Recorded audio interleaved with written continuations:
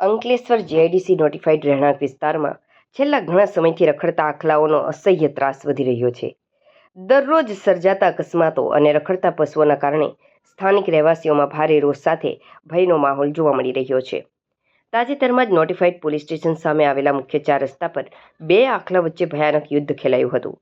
વચ્ચે રોડ પર આખલાઓ બાખડતા પાર્ક કરેલા અને પસાર થતા અનેક વાહનોને ભારે નુકસાન પહોંચ્યું હતું. સદનસીબે આ ઘટનામાં કોઈ જાનહાનિ થઈ ન હતી, પરંતુ માર્ગ પરથી પસાર થતા રાહદારીઓના શ્વાસ અદ્ધર થઈ ગયા હતા.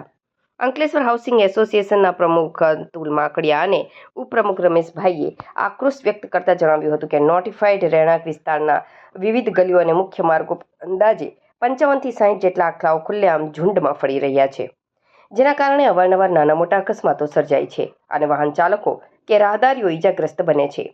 એસોસિએશને ગંભીર આક્ષેપ કર્યો છે કે આ સમસ્યા અંગે નોટિફાઈડ ઓથોરિટીના ચીફ ઓફિસર વારંવાર લેખિત તથા મૌખિક રજૂઆત કરવા છતાં કોઈ જ કાયમી ઉકેલ લાવવામાં આવ્યો નથી.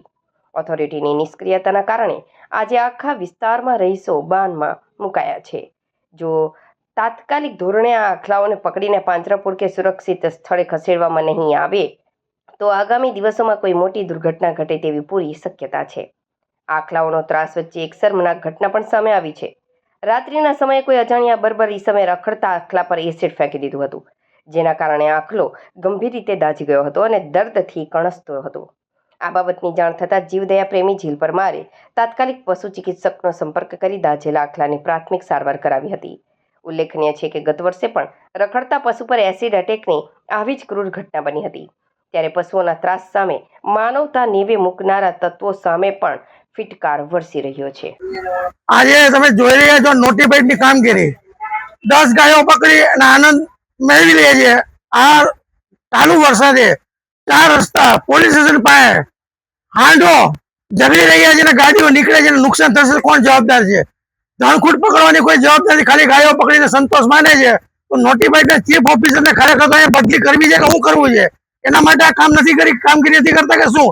ઓછામાં ઓછા અત્યારે 50 થી 60 સાંડો નોટિફાઈડમાં રખડે છે.